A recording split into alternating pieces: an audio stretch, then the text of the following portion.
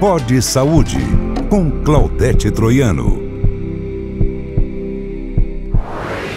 Olá pessoal, estamos começando mais um episódio do Pod Saúde. Já se inscreveu? Pod Saúde com Claudete Troiano, e nós temos dois novos episódios, duas novas entrevistas por semana, falando sobre a sua saúde, a saúde da sua família, do seu filho, do seu marido, da sua sogra, né? Do seu amigo. É muito importante a informação correta sobre saúde, e é isso que nós fazemos aqui na Frame, que é essa grande produtora do querido Hélio Silliman, que dirige o Pod Saúde, reportagem de Marcela Troiano e toda essa equipe aqui dessa grande produtora brasileira. Bom, eu preciso fazer os agradecimentos, e o primeiro vai para as flores que estão decorando o nosso Pod Saúde de hoje, da Estrelísia. Serginho, super obrigada por esse carinho, começando mais esse ano aí com a Estrelísia, com arranjos lindos. Tem em quase toda São Paulo. Com certeza tem uma próxima de você, tá bom? Quero agradecer também a WS Adesivos e as nossas canecas lindas. Nossos convidados levam para casa como uma recordação. É @WS Adesivos, tá? Agradecer a Gregory, que me veste hoje no programa, @Gregory, da Henrique Schalma. Tem outras Gregorys, tem em todos os shopping, mas essa é da Henrique Schalma. Um beijo a toda a equipe de lá.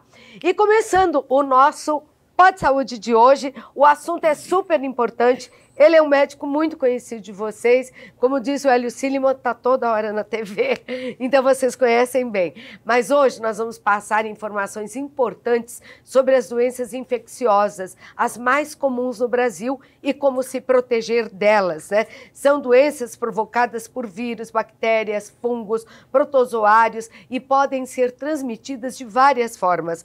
As transmitidas por via respiratória, através de gotículas expelidas ao falar, ao tossir, ao espirrar, elas possuem um maior potencial de disseminação. Algumas doenças infecciosas são extremamente perigosas e precisam de diagnóstico rápido, porque podem causar sérias sequelas ou até mesmo levar à morte. Não é verdade, Renato Kifuri?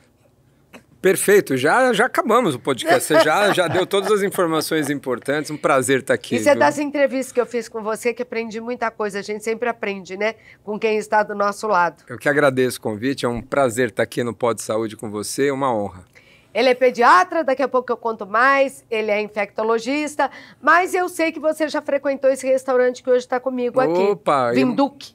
Uma Moema. delícia, uma delícia. Delícia, né? Uma delícia. Você gosta de comida alemã? Muito, gosto muito. Minha esposa é fanática, eu também gosto, e faz tempo que eu não vou lá, agora vamos voltar. Volte sim, porque hoje está com a gente aqui o amigo Francisco Krieger. Francisco, que alegria te ver aqui. E um Vinduque, hein, desde 1948. Qual é o segredo desse sucesso de tantos anos em São Paulo?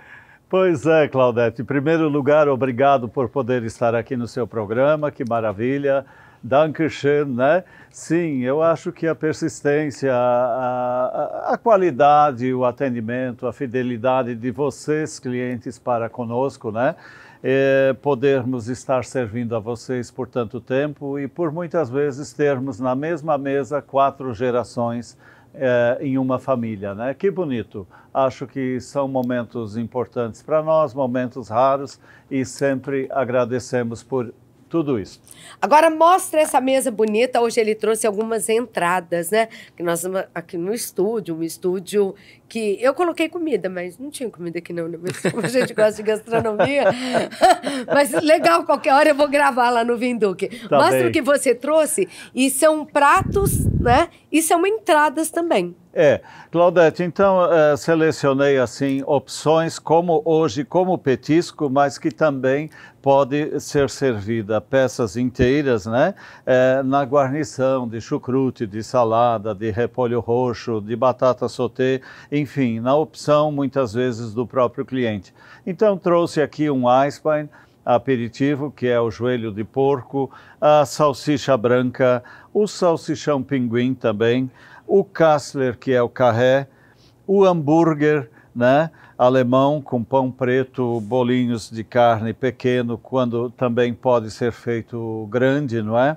E, sem dúvida, os canapés, o pão preto em 4 sabores aqui, rosbife caseiro, linguiça Blumenau, defumada, peito de peru e pasta de queijo. Bom, lembrando que o Vinduque tem trutas maravilhosas. Tem. É difícil encontrar uma truta tão gostosa como a do Vinduque. E o joelho de porco você serve como lá? Aí ele tá cortadinho e tá meio pururucado. Tá lá brasileira, né? Isso, Claudete. Ele pode ser na versão cozida, claro que inteiro, então é uma peça grande, né? É o joelho do porco, quer dizer, acima do joelho um pouco, não é? Com muita carne e claro que tem a pele também. E na versão frita, né? Temos essas duas opções. E o Kassler? E o Kassler, o carré, então é fatiado também em fatias, digamos assim, razoavelmente grossas, podendo também ser cozido ou também frito e na guarnição do chucrute ou do repolho roxo ou eventualmente na tua escolha, na sua escolha, não é? E o chopp tá gelado? E o chopp, uma maravilha. Ai, ai, ai, que sede, né? Que sede, um chopp gelado, muito bom. Vamos brindar um chopinho nesse calor de verão, né? Dá o endereço pra gente, telefones, por favor. E você faz delivery para quem tá vendo, quiser pedir em casa? Fazemos sim, Claudete. Temos a opção de delivery no telefone, então, 11 50 44 20 40 ou 11 50 44 64 e 63. E também trouxe aqui um strudel maravilhoso, né? Ah, não poderia faltar. Rosbife caseiro maravilhoso também. E o strudel é de quê? De maçã, strudel delícia. de maçã, com açúcar com pó de canela, açúcar com raspa de limão, e a chantilly? Uva passa e o chantilly também. A perdição. É, delicioso, com certeza. Delicioso.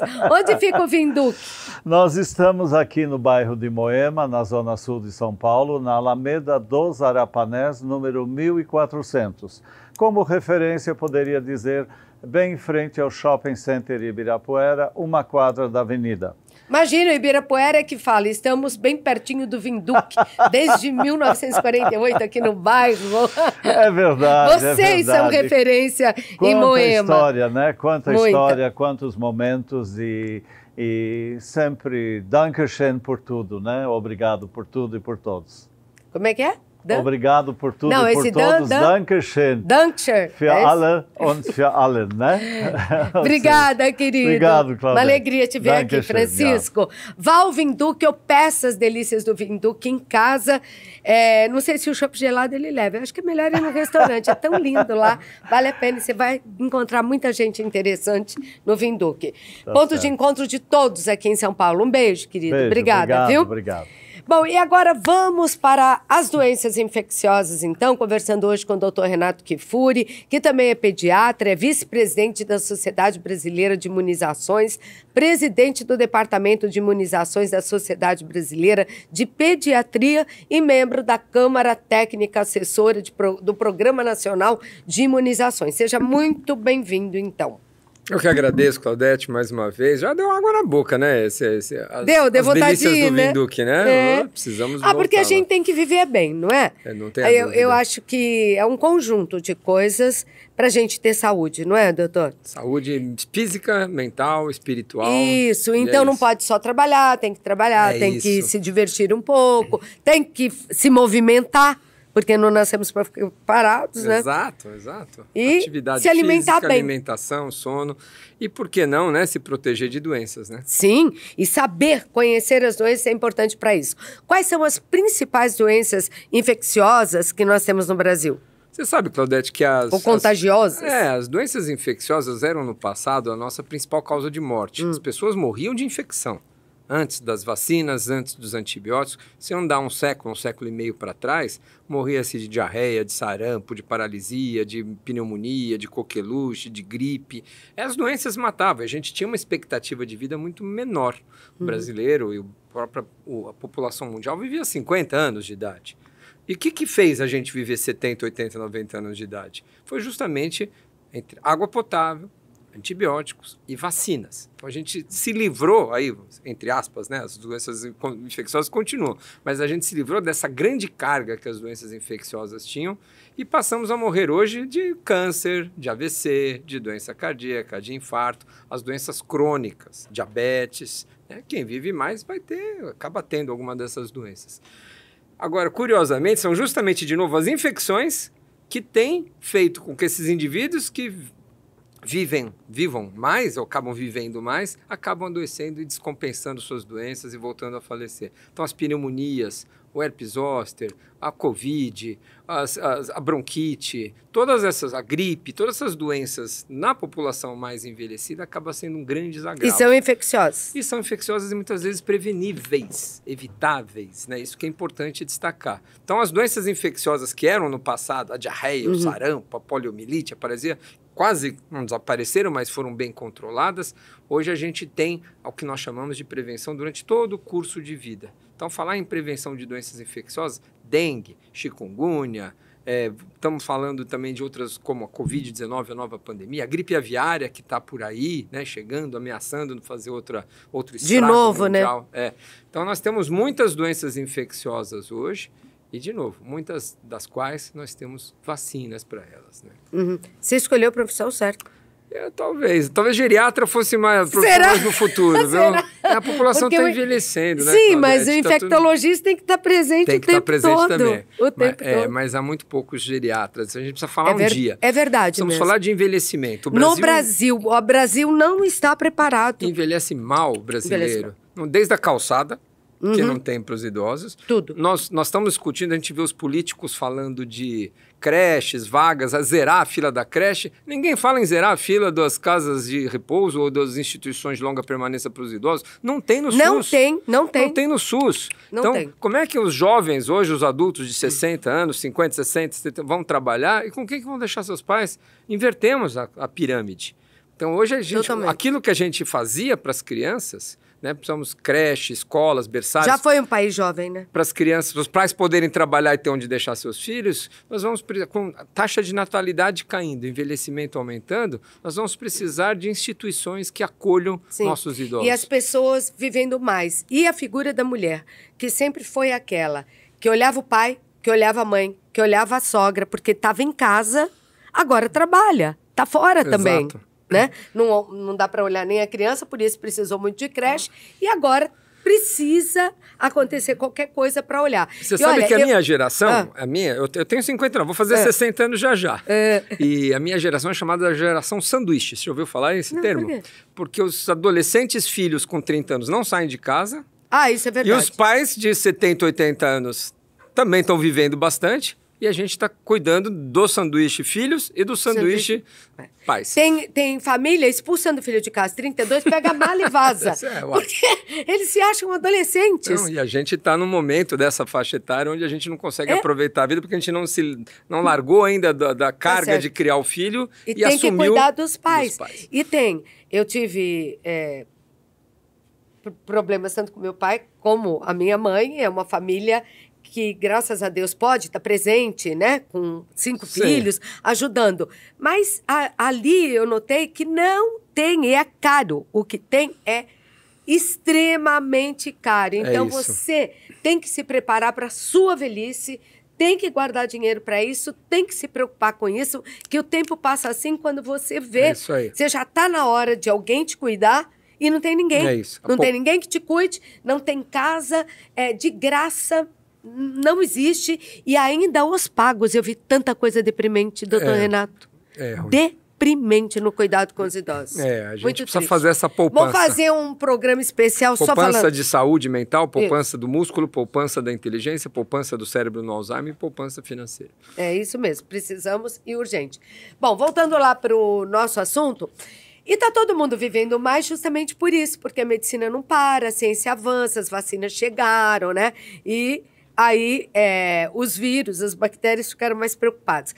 Quem toma muito antibiótico, ele acaba tirando as suas defesas. Por exemplo, tomar antibiótico, eu sei que agora, de uns anos para cá, já uns bons anos, é proibida a venda. Mas a gente sabe que no Brasil sempre tem um jeitinho brasileiro de se comprar coisa que só pode se comprar com receita.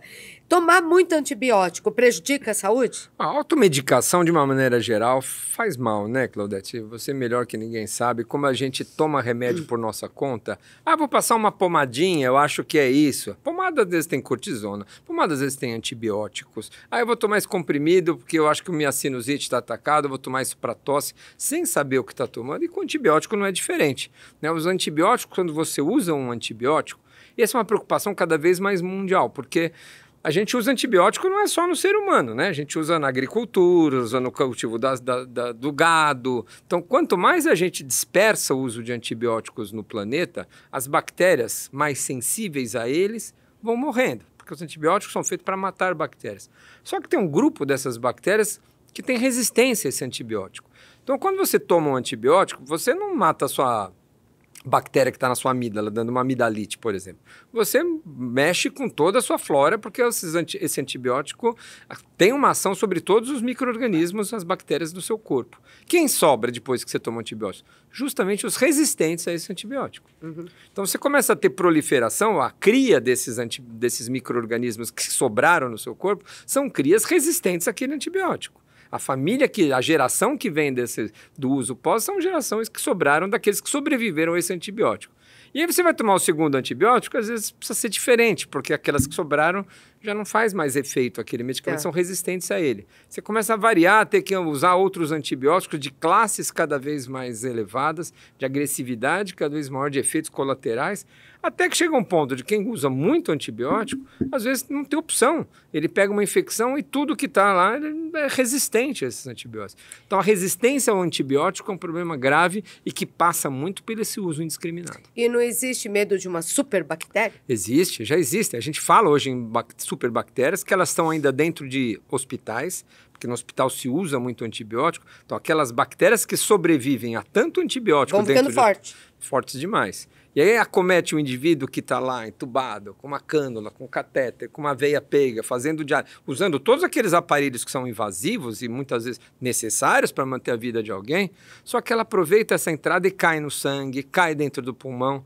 E quem que controla depois? Muitas vezes essas infecções hospitalares relacionadas aos serviços de saúde são de difíceis tratamentos e muitas vezes as superbactérias que a gente acaba tendo que associar 3, 4 antibióticos para tentar um mecanismo de capturar e matar essas bactérias. E os nossos hospitais, doutor Renato? Nossos hospitais, infelizmente, a gente tem uma grande... Nós estamos em São Paulo, uma das maiores cidades. Nós estamos falando dos idosos, envelhecimento, quanto custa, do alto do nosso privilégio aqui, né, Claudete? A gente tem que levar em conta que, infelizmente, o Brasil é um país muito desigual, né? Então, quando você olha para as grandes cidades, para os serviços privados de hospitais, né, para a saúde suplementar, os planos de saúde, nós temos uma rede hospitalar muito boa. Você veja, recentemente o presidente Lula foi submetido a um procedimento altissimamente especializado, um cateterismo, que foi lá numa artéria cerebral que estava sangrando e colocou lá um gelzinho para parar de sangrar. Quer dizer, quantos no Brasil têm oportunidade de ser tratado com essa vanguarda? Infelizmente, são pouquíssimos. Então, há uma grande distância, né, entre o que o SUS oferece, as grandes cidades oferecem. Então, a gente precisa trabalhar sempre para reduzir essas iniquidades, essas desigualdades no país, e que o princípio do SUS seria esse, né, oferecer tudo para todos. Ainda bem que existe, né? Eu digo, graças a Deus que tem. Claro. A gente precisa de mais. Mas a gente precisa de mais. A gente precisa É porque os avanços na medicina correm muito mais rápido que as incorporações, né, com no certeza. sistema de saúde. Bom, falando das bactérias e dos vírus, qual a diferença entre vírus e bactéria? Vírus ele não vive sozinho, o vírus. O vírus é um parasita de uma célula. Então, por exemplo, quando eu me infecto, o vírus entra dentro da minha célula e ele ali se multiplica e fica por ali causando doença até que o meu organismo reaja e produza defesa. Então, quando eu espirro, por exemplo, tem o vírus da gripe, o vírus da Covid, naquela saliva, naquela fala, ele vive um tempo ali, porque ele não sobrevive na superfície muitas horas, no chão, na terra. Mas um pouquinho sobrevive. Um pouquinho sobrevive. Tanto é que é possível você tocar em superfície e se contaminar com gripe, com Covid. As bactérias não, as bactérias vivem nos alimentos estragados, vivem na água do mar, vivem no chão, na poeira, nas fezes do cachorro, tudo enquanto é canto, elas estão por aí. Então as bactérias são micro-organismos que não dependem de uma célula viva para estar lá dentro. Elas podem estar na superfície contaminando outras superfícies. E o que é pior? Olha, tem doenças graves virais. Dos dois lados. Febre amarela é doença grave causada. HIV é vírus. Nós temos dengue, que é vírus. E tem bactérias altamente graves também, que dão septicemia, que dão meningite. Então, nós temos... Já que você falou da dengue, vamos começar com a dengue, então. Porque eu nunca vi tanta gente com dengue aqui em São Paulo neste ano. Impressionante no Brasil o número. Todo, né? No Brasil todo, mas aqui em São Paulo, todo mundo que você encontrava parecia que estava com dengue, né? Quais os primeiros sintomas da dengue? Como eu desconfio, peguei dengue. Olha, a primeira coisa a destacar é que mais da metade das pessoas que têm dengue nem sabe que teve. Tem uma forma chamada assintomática. Pode ter tido? Pode ter tido. Metade dos casos de dengue são assintomáticos. É muito. Sem sintomas. Ou seja, você faz um exame de sangue em muita gente que acha que nunca teve dengue, metade do que acha que nunca teve dengue teve. Ou seja, a gente tem uma prevalência da doença, uma circulação muito maior do que a gente consegue diagnosticar de fato. Eu nunca peguei, graças a Deus, mas todo mundo que pega dizem que é pior do que a Covid, que é horrível, aí, que dói o corpo todo. Aí quando tem os sintomas, metade não tem, isso é uma formação. Mas aqueles que têm sintomas, é uma doença febril, é uma doença aguda. Então você está bem, aí você vai dormir, está mal, começa com febre e dor no corpo. São os principais sintomas. Isso praticamente em 100% de quem tem sintomas tem febre e dor no corpo. Dor de cabeça, dor atrás dos olhos, manchas na pele, vômito, dores articulares, isso tudo também pode acontecer. Mas a grande sintomatologia é febre, dor no corpo, mal-estar e sem sintoma respiratório. Isso é importante dizer. Eu estou com febre e dor no corpo, então eu estou com dengue? Depende, se você está tossindo, está espirrando, está com secreção, provavelmente é um quadro respiratório.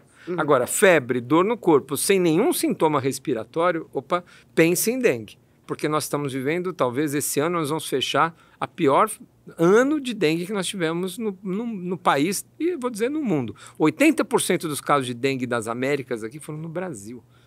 Foram no Brasil. O Brasil tem quase metade dos casos do mundo de dengue. Mas a gente luta, as campanhas acontecem, parece que a cada ano pior. A gente não tem conseguido, né? Não. As campanhas, o controle do mosquito tem sido insuficiente. O mosquito só se espalha. Porque a gente só tinha dengue na região centro-oeste, no norte. Agora não tem uma região, um município sequer do Brasil que não tenha registrado o caso de dengue. 100% dos municípios registraram o caso de dengue. E qualquer pessoa, em qualquer idade. Qual é a idade mais perigosa para quem pega a dengue? Dengue mata, doutor Renato? Dengue mata. 6 mil óbitos esse ano, Claudete. Ano de 2024. Fechamos o ano de 2024 com 6 mil mortes. E tem mais umas quase 1.000 em investigação, ainda que vai aumentar mais ainda. Essas as que sabemos, né? Que sabemos. A dengue é potencialmente uma doença grave, que pode ser fatal. Agora, se perguntou quem pega a dengue, é igual. Quando a gente vê do recém-nascido ao idoso... Mais perigoso. Aí essa é a diferença. Todo mundo pode pegar dengue. Não é uma doença que dá mais em adolescente ou em adulto, todos podem ter dengue. Quem interna mais? Se a gente olhar para os dados de estatística de hospitalização, primeiro lugar, maior de 60 anos. Grande maioria dos casos é nos maiores de 60 anos. Segundo lugar, adolescentes entre 10 e 16 anos. É o segundo grupo. Por que os adolescentes? Porque geralmente, num lugar que tem muita dengue, as crianças se infectam muito precocemente. E sabe qual é o principal fator de risco para ter dengue grave? Essa é a segunda infecção. E se nem sabe se teve a primeira? Pois é. Então, mas como locais que tem muita dengue, as pessoas se infectam muito cedo, é na adolescência que ele geralmente faz a sua segunda infecção. Certo. Então, não é ser grávida, tá grávida aumenta o risco, ter diabetes aumenta o risco de doença grave, mas o principal fator de risco para ser uma doença grave dengue é você ter a doença pela segunda vez. Aliás, é a única doença infecciosa onde a segunda infecção geralmente é mais grave do que a primeira. Agora, você falou que metade não sabe que teve. Exato. Então já pode ter uma dengue muito forte. Exato. Na segunda, é imprevisível quem vai desenvolver uma dengue grave exatamente por isso, Claudete. Você não sabe quem teve a primeira, porque metade muitas vezes nem sabe que teve. Se você sabe que teve uma primeira dengue, cuidado, porque você pode, numa segunda vez... E no exame dá para descobrir? Dá para saber.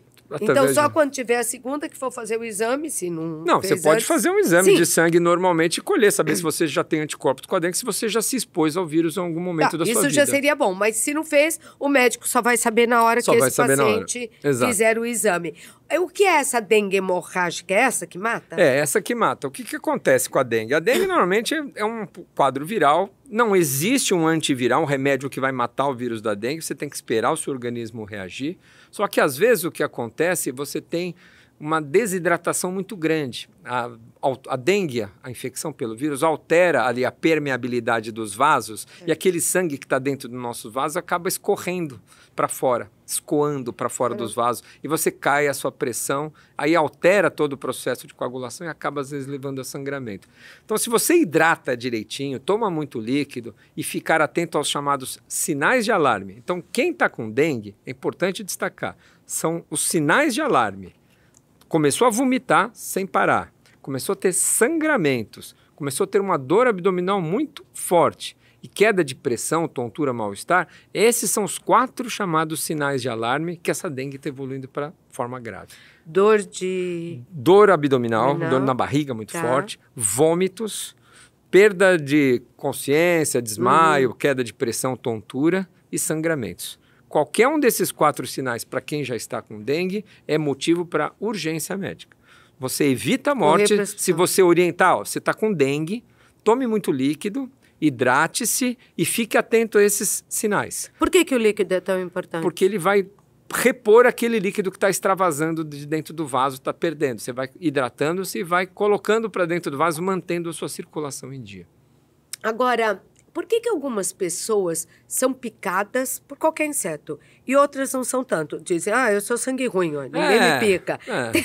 Tem a ver com o tipo sanguíneo? Tem alguns estudos tentando apontar se tem os cheiros de pele, coloração de pele, que é a raça negra, ou a cor negra de pele, ou amarelo, tem menos, ou perfume, uso de odores, uso de perfumes, tipo sanguíneo, tem alguns dados mostrando que o sangue tipo A tem uma preferência, o O, quer dizer, tem uma preferência maior, mas nada é muito comprovado. Ninguém está livre porque tem uma cor de pele diferente ou porque usam perfume para se proteger ou tem um tipo sanguíneo diferente. Isso são dados estatísticos onde a gente vê pequenas diferenças, mas que na prática não muda nada a nossa conduta. Doutor Renato Kifuri, quantas vezes a pessoa pode pegar dengue? São 4 tipos de vírus e, portanto, a gente pode ter 4 vezes dengue na vida. Né? Uma vez que não você... pega, o mesmo não pega não de pega, novo. Não pega. Tá. Então a gente Mas tinha que ter 4? Caramba, hein? Pois é, podia ter um só, né? E o problema, sabe o que é quando a dengue vem, às vezes, com mais força num ano? Porque, por exemplo, você tem... No Brasil circula há muitos anos a dengue 1, o tipo 1 e o tipo 2. O dengue tipo 3 tem mais de 20 anos que não entra aqui. O que acontece? Ele começa a entrar agora, aparece de novo circulação do dengue 3, ele vai encontrar muita gente que não tem imunidade. E muita gente que já teve 1 e 2. Quer dizer, ele vai fazer muitas segundas infecções em muita gente que não tem imunidade. E, portanto, a gente tem muitos anos onde a gente tem epidemias mais intensas, atividades do vírus menores. Então, essa combinação de muito mosquito com tipos novos de dengue circulando que não circulam há muito tempo é que faz essas ondas mudarem, fazerem epidemias diferentes a cada ano. E pensa assim, em alguma política pública que você saiba para tentar diminuir, porque o que estamos fazendo não está funcionando. Tem algumas coisas, estratégias. Uma delas é uma bactériazinha chamada Wolbachia, não sei se você ouviu falar.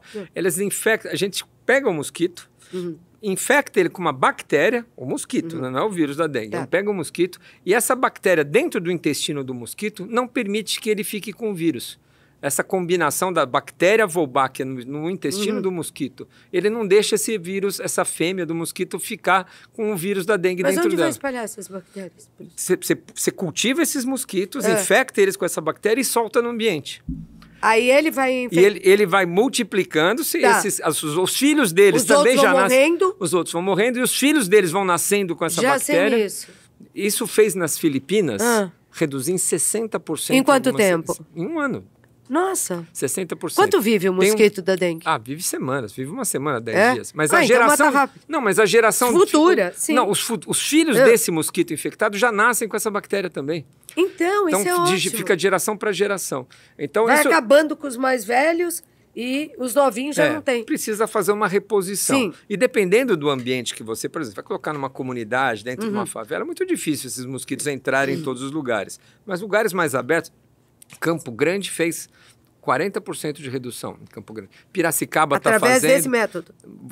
Piracicaba fez, Niterói, no Rio de Janeiro, fez. Então, essa bactéria chamada... Ela é cara ainda, produzir, cultivar, espalhar. Mas é uma estratégia a mais. É uma estratégia a mais da gente controlar o mosquito, diminuir criador, usar vacina... E a bactéria, quer dizer, a gente está avançando em algumas estratégias que elas precisam ser combinadas. Agora, você falou de vacina e eu queria perguntar, porque você disse que os mais velhos acima de 60, e eu me encontro aí, por isso me preocupa muito, é que estão mais sujeitos. Em compensação, não pode tomar vacina. Por quê? Porque as vacinas, quando elas são desenvolvidas, Claudete, elas não começam a ser estudadas em populações de mais risco. Então, você vai estudar uma vacina, você estuda em jovens primeiro. Tá certo. Depois vai estudar no bebezinho, depois vai estudar na grávida, depois vai estudar no idoso. Então Depois... já vai começar matando os velhinhos. Exato. A vacina... Já pensou se a vacina dá uma reação e não funciona? Então, a gente começa nos adultos jovens. Então, a primeira fase dos estudos são feitos em adultos jovens. Então, a vacina foi aprovada nesse primeiro momento até 60 anos de idade. Mas os estudos em 60 a mais... já estão sendo feitos, inclusive aqui no Brasil. Mas que bom. A gente espera que em 2026 já tenha aprovação para vacina acima de 60. O Instituto Butantan, maravilhoso. Notícia belíssima no final do ano passado, 2024, onde a gente viu que o Butantan submeteu a vacina nossa, brasileira, para registro na Anvisa. Ou seja, a gente espera que em alguns meses a Anvisa aprecie todo esse dossiê e aprove a vacina para a gente ter mais uma produtor de vacina. Que a grande vantagem do Butantan é que é uma única dose, Claudete. A Takeda que a gente usa são 2 doses. Certo. Uma dose só facilita muito, né? Muito. Agora, se tem uma coisa que o SUS merece parabéns, é esse programa vacinal. Nossa, maravilhoso, copiado, não é, doutor Renato? Por outros países. E a Marcela Troiano esteve num posto de saúde para saber. Dessas doenças todas, né, a gente não pode bobear. Vacina tá lá, tem que vacinar. Vacina salva vidas. Conta aí pra gente, Marcela, onde você tá?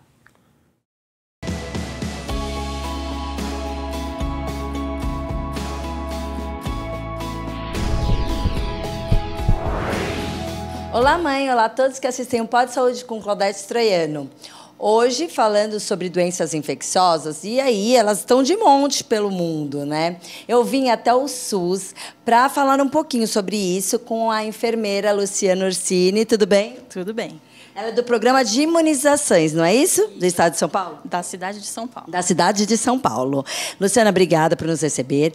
Bom, a gente tem muitas doenças e não dá para falar de vacinas específicas. Mas eu queria saber quantas estão disponíveis aí para a população. O Ministério da Saúde ele conta com 48 tipos de imunobiológicos no seu calendário, dentre vacinas, soros e imunoglobulinas, para todas as faixas etárias. E como elas funcionam contra as doenças infecciosas? Elas estimulam o nosso sistema imunológico, né, a produzir defesas contra esses patógenos, né, ou seja, contra esses micro-organismos que causam as doenças, né? Então, a gente recebe a vacina, o nosso sistema imunológico é como se ele recebesse um alerta e passa a produzir anticorpos contra essas doenças mesmo antes da gente se infectar. Então, a gente não precisa ter a doença para produzir esses anticorpos. A vacina faz esse papel. E por que ela é tão importante? Para controlar, eliminar, erradicar as doenças, né? Reduzir os casos graves, as hospitalizações e óbitos, né? Graças à vacina, muitas doenças a gente conseguiu controlar, erradicar, como no caso da varíola, né? Ou a poliomielite, que está bastante controlada no mundo, né? Doenças que podem deixar sequelas graves. E hoje a gente já não vê mais isso, graças ao sucesso do programa de imunização. E às vezes a gente toma as vacinas quando criança, aí a mãe perde a carteira, aí você fica super confusa. O que a gente faz nessa situação? Procura uma unidade básica de saúde para tentar resgatar esses registros, né? Hoje a gente já tem muita coisa informatizada, então fica mais fácil, consulta no sistema, localiza esse registro e emite uma segunda via, né? Caso não se localizem os registros, né, a pessoa não saiba onde se vacinou quando criança, definitivamente perdeu esse registro, aí a gente recomeça, faz as vacinas indicadas para a idade e a pessoa fica com esse comprovante atualizado. Ah, então eu posso começar, se eu não sei de jeito nenhum, eu posso tomar novamente? Pode e deve. Legal. E eu sei que tem algumas que têm muitas doses, né? Então tem 1, 2, 3... É recomendado tomar todas, e se eu não tomar todas? Não vai alcançar aquele nível máximo de proteção, né? Tem vacinas que precisam de um estímulo maior para o sistema imune produzir os anticorpos naquele nível adequado. Então, por isso que precisa tomar todas as doses recomendadas, bem como os reforços, né? Por exemplo, a antitetânica, a gente tem que tomar um reforço para o resto da nossa vida. É importante a gente seguir isso, porque o nível de proteção vai caindo com o tempo, né? Então, a gente tem que seguir esses intervalos, as doses de reforço, conforme que está preconizado no calendário. Ficar atenta às campanhas também. Eu sei que tem pessoas que podem tomar vacina, mas tem alguns grupos que não podem. Quais são? Isso aí é muito individual, né, específico de alguns casos de doenças que realmente contraindicam, mas isso é a minoria, né? Então, é o médico assistente que avalia aquela pessoa que vai poder dizer que, nesse caso, determinada vacina está expressamente proibida, mas isso é bastante raro, né? As pessoas devem se vacinar, mesmo aquelas que têm comorbidades, né, que têm imunossupressão, que estão em tratamento contra o câncer, elas podem e devem se vacinar para terem uma proteção contra doenças infecciosas. Luciana, me fala uma coisa, a gente pode tomar várias vacinas no mesmo dia? Podemos sim, é até bom para otimizar o tempo, né, e a vinda ao serviço de saúde. As vacinas podem ser aplicadas quase todas no mesmo dia. Para quem quiser informações sobre o calendário vacinal e tudo mais, você deixa algum site? Deixo sim, pode consultar a nossa página, capital.sp.gov.br. Lá nós temos um portal com bastante informações, bastante completo, sempre atualizado, com todas as informações da vacinação aqui na cidade de São Paulo. Obrigada, Luciana. Olha, vocês aí em casa fiquem ligadinhos e vão se proteger aí. Se vacine, né? Obrigada. A vacina está lá, está no posto, está no SUS, é de graça, mas ainda assim alguns pais não vacinam, algumas pessoas não tomam vacina. Por quê? Olha, sabe que essa ideia de falar não preciso tomar vacina, eu nunca tomei vacina, eu nunca adoeci, isso não pega. Isso vem justamente das vacinas, né? A vacina acaba sendo vítima de si mesma. Ela faz tanto sucesso, controla tanto as doenças, que as pessoas não veem mais as doenças e falam, eu não preciso disso. E aí, eu acabei não tomando, olha, não peguei nada. Claro, está todo mundo no seu entorno vacinado, ninguém lhe transmite a doença, mesmo você não estando protegido, não há quem lhe transmita sarampo, coqueluche, meningite, pneumonia, porque está todo mundo vacinado ao seu redor. Olha, já pensou se todo mundo pensa assim? Eu não vou me vacinar, eu também não vou. Daqui a pouco você acumula um tanto de pessoas suscetíveis que faz essas doenças retornarem. Então, esse é um grande, vamos dizer assim, a percepção de risco baixa pelo sucesso das vacinas. E, olha, é um campo fértil para os oportunistas da vez, né, Claudete? Então, é aquele que fala, não precisa tomar vacina, não, eu tenho um tratamentozinho aqui, eu vendo aqui um detox da vacina, se você tomou...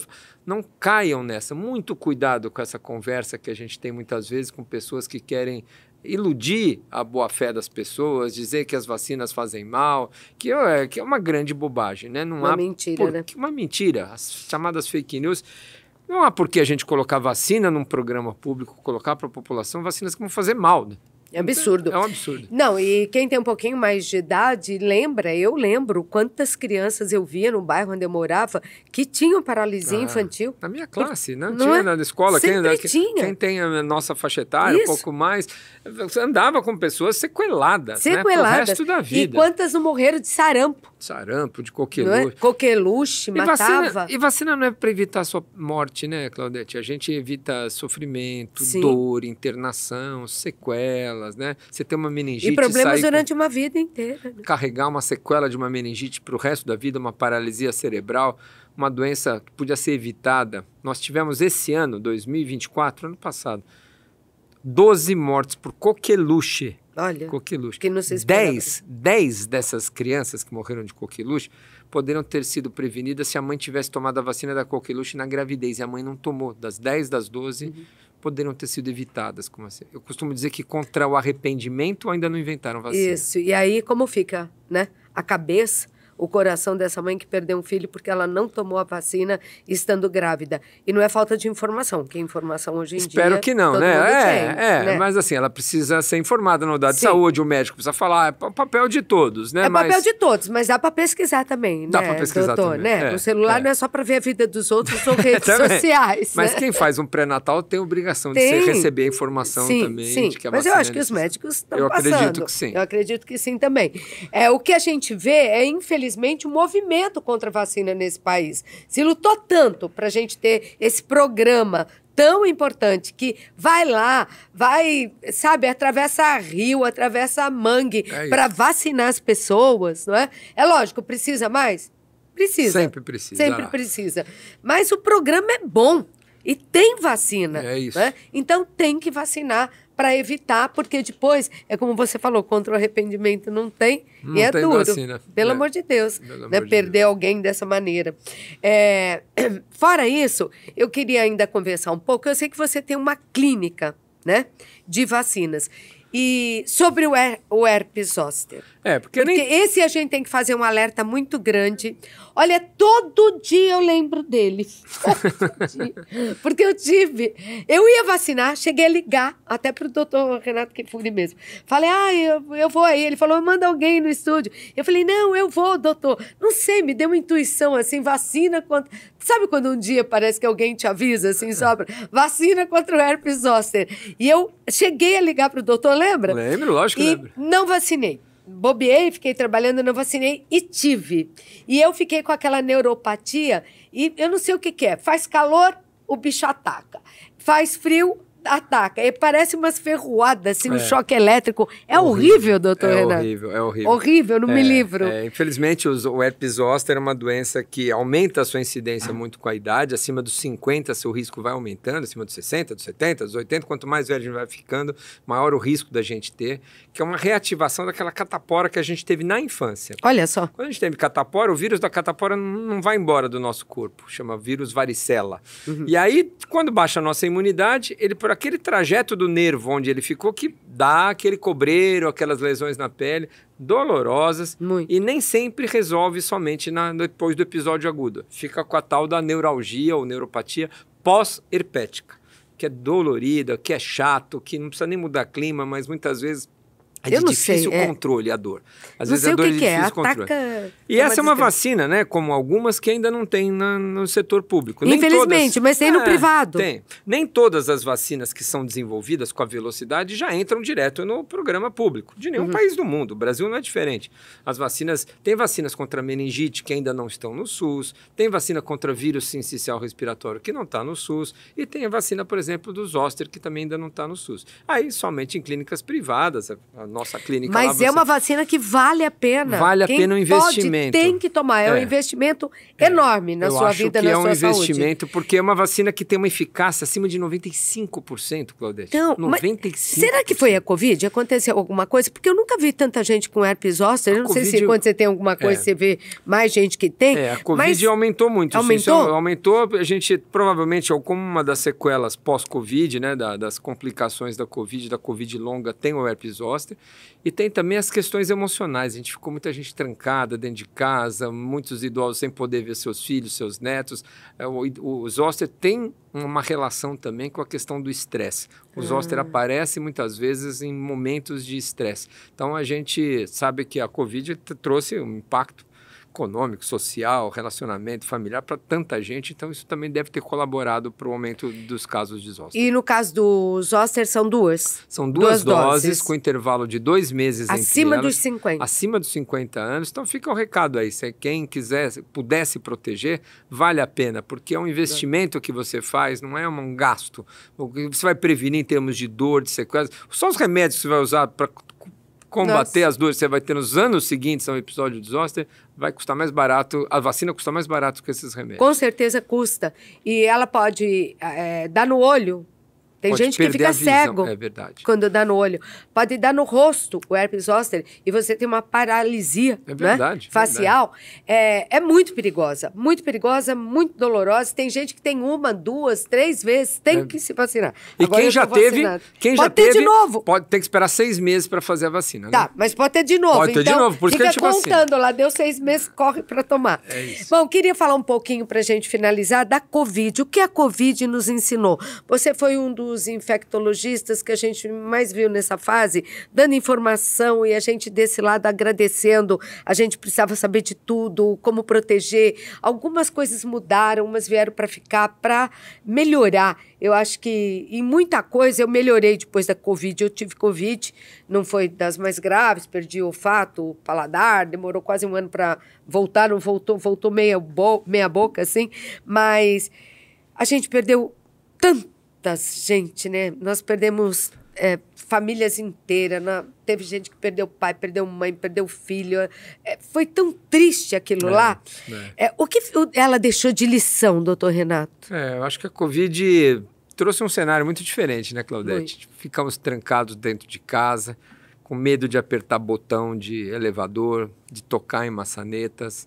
Né? Então, a gente esperou muito por uma vacina para que a gente pudesse estar aqui juntos, estar de novo reunidos, os estádios cheios, as festas acontecendo. E foi ontem, né? A gente parece que faz muito tempo, mas faz 2, 3 anos que a gente vivenciou tudo isso com grande impacto econômico. Quantos negócios fecharam, quantas pessoas se prejudicaram. Perderam emprego? Perderam emprego. Eu fui uma que perdi emprego. Porque tiraram todo mundo que tinha mais idade da televisão. Eu e vários. É, você e vários. E 700 mil mortes, né, Nossa, Claudete? 700 que é mais mil triste. mortes, né? 700 mil mortes entre parentes, amigos queridos, crianças que ficaram órfãs. Nós tivemos sequelas, consequências para a infância. Nós tivemos 2 anos quase escolas fechadas.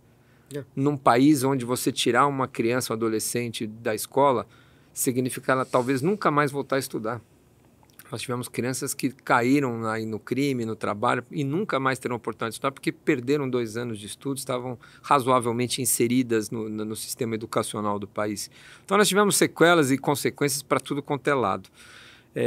Mas aprendizados também? Aprendizados eu acho que a gente teve alguns, né? Talvez um principal deles é que nós não estamos salvos no mundo enquanto todos não estiverem. Não adianta eu querer fechar a porta da minha casa, não deixar ninguém entrar. O mundo está globalizado, as pessoas viajam. Então, aquela doença que aparece num país, num outro lugar, na China, como foi a Covid-19 em Wuhan, ela ganha o mundo todo. E não adianta a gente querer só proteger os países ricos, porque enquanto tiver casos e dessas doenças se espalhando, essa talvez seja uma das grandes lições. A gente precisa melhorar essas desigualdades. Outra coisa que a gente aprendeu talvez com a Covid-19 é que é possível doenças de transmissão respiratória, a gente diminuir transmissão com coisas simples. Lavagem de mãos, uso de máscara, distanciamento. Então, se a gente tem daqui a pouco uma nova pandemia, que vai acontecer mais cedo ou mais tarde. Por exemplo, pela gripe aviária que está circulando por aí, outro vírus da gripe. Se essa doença vem, a gente já tem que ter aprendido essa lição, sabe? A distância, o vírus passa de pessoa para pessoa. Se eu ponho uma barreira na minha frente, se eu fico 1 metro de distância e lavo a mão para não ficar contaminando o ambiente, eu diminuo muito essa chance. Então, uma lição que a gente deveria ter aprendido, por exemplo, quem está hoje com sintoma de gripe, qualquer que seja ele, usa febre, máscara. Usa máscara, não é justo sair por aí espalhando doença para todo mundo. E a gente vê isso em outros países, né? Aqui a gente não vê. Aqui aí não. Infelizmente. Aqui não. Quem anda de transporte público, você entra num metrô. Você que está nos acompanhando, entra no metrô. Vê quantas pessoas estão de máscara. Você vai achar em cada 100, talvez 1, 2. E várias espirrando. E quantos será que não estão doentes? Claro que mais de 1 ou 2% daqueles que estão lá estão com sintomas. E um só está usando 2. Então, a gente ainda não aprendeu, talvez seja uma das principais lições que a gente deva aprender.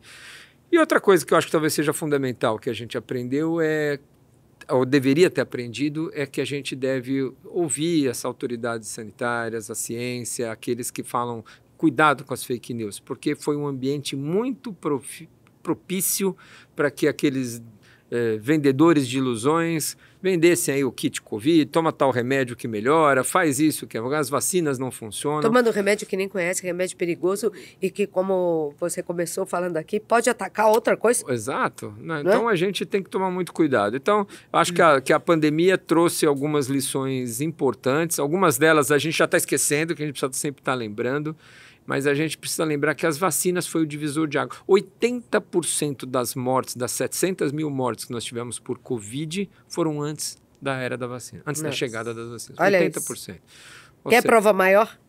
É isso. Da importância delas. É isso. Não é verdade? Então, e ainda a Covid não acabou. Esse é o último recado que eu queria deixar da Covid. A segunda doença, depois da dengue, que fez 6 mil mortes, a Covid matou 5 mil este ano. 5 mil em 2024. Pessoas? Mais de 100 por semana. Mais de 100 pessoas morreram por semana de Covid em 2024, Claudete. E como que a Covid mata hoje? Hoje ela mata do mesmo jeito que ela matava, né? Só que ela mata grupos de risco. Ela não mata mais um adulto jovem saudável de 40 anos. Como a gente Quem viu. morre de Covid hoje é quem tem mais de 60 anos, é a gestante e é o bebê. O bebê porque nunca viu Mas com sintomas parecidos daquela época, da Covid? Falta de ar, dificuldade respiratória, cansaço, síndrome respiratória aguda grave que a gente chama. É disso que tem morrido e 100 mortes por semana é muita coisa. É a segunda doença que mais mata no país, só perde para a dengue. Dengue foi a primeira em 2024, Covid foi a segunda.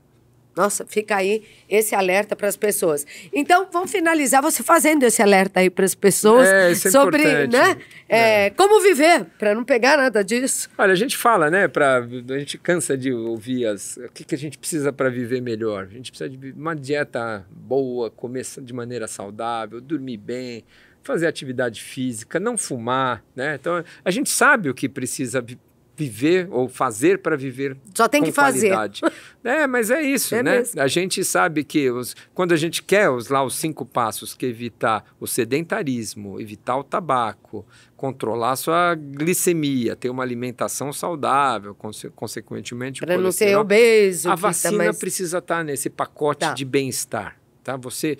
As pessoas hoje que estão com 80, 90 anos, se pegam uma pneumonia, Claudete, ficam uma semana, 10 dias internados no hospital, numa cama, perdem músculo, perdem questão de cognição, muitas vezes saem de lá numa cadeira de rodas, saem de lá numa hemodiálise, saem de lá com uma traqueostomia e uma doença que podia ter sido evitada, que muda a qualidade de vida. Aquela pessoa que era bem autônoma, vivia bem até os seus 80, 85 anos, pega uma doença infecciosa evitável, que poderia ter sido evitada, e transforma a sua vida no antes e o depois por uma doença que acaba sendo mais comum nessas faixas etárias. Então, viver com saúde, envelhecer bem, envelhecimento saudável, passa necessariamente por tudo isso que a gente falou. Ter amigos, e pela vacina.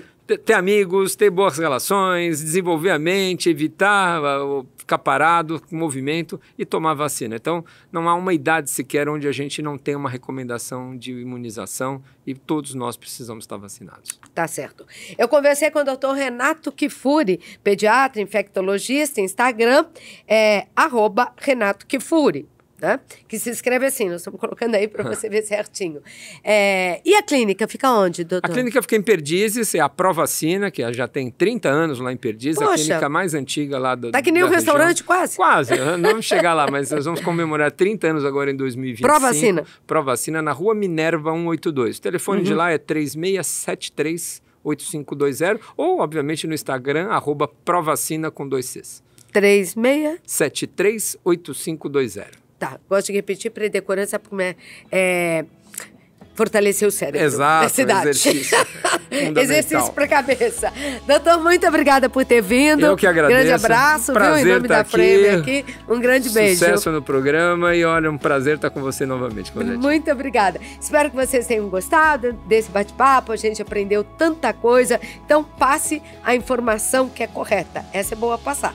Beijo, beijo.